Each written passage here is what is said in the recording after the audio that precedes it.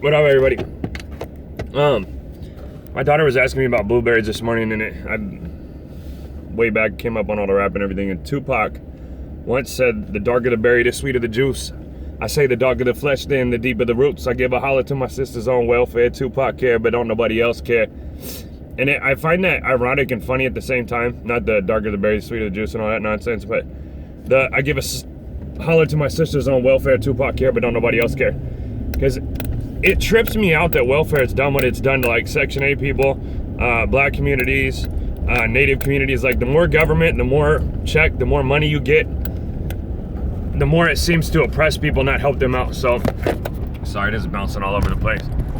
But it's just crazy to me because at some point, like and one of the things on the res, the natives like think the Democratic Party is trying to help them out, and I'm not one party or the other. I'm for right and against wrong, period, across the board. I really don't care.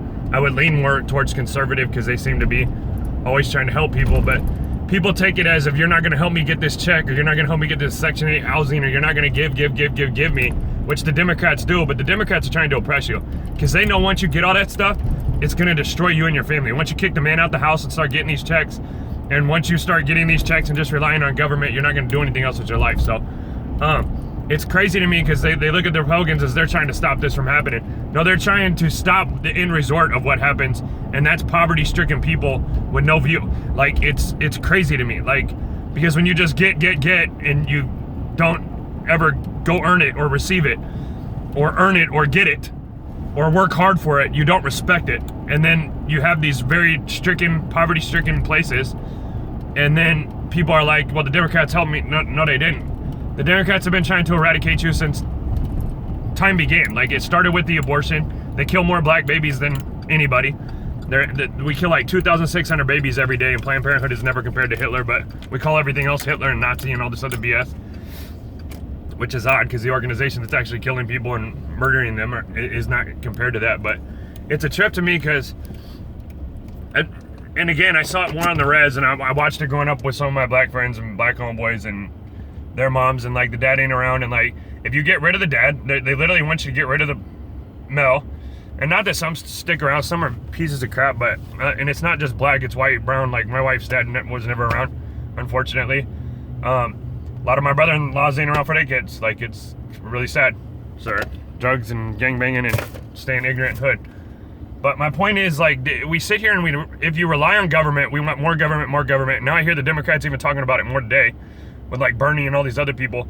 And it's like more government is worse. Like we were founded on less government and like separation of church and state, for instance. Everybody tries to throw that in there all the time. It wasn't so the church couldn't go into the state and keep it holy and godly. It was so the state could never come into the church and take away from it, which is, again, we're getting too big in government and all these laws and rules and all these regulations, and to the point that the government takes us over and then we're a slave to them, to food, to everything. Like they're already starting to do it, and it's sad.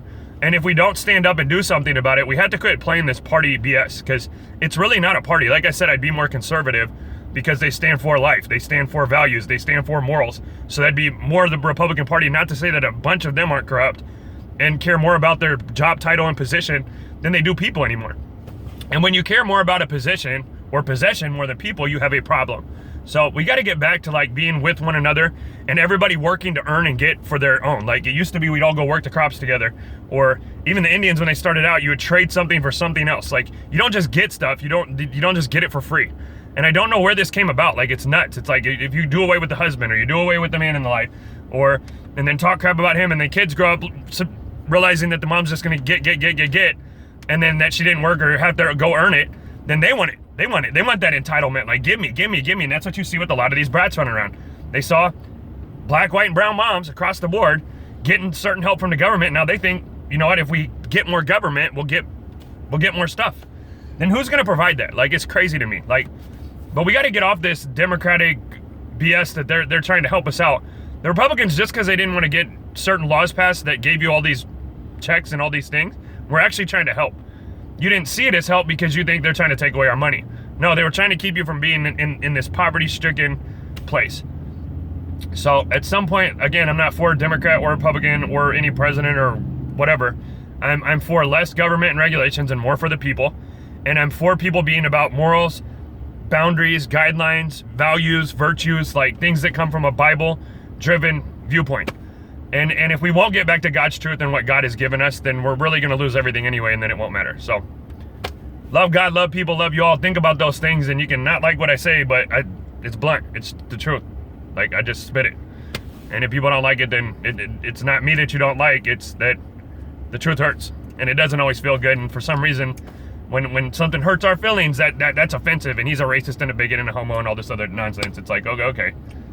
Truth made us that way. Like, all right. Love y'all.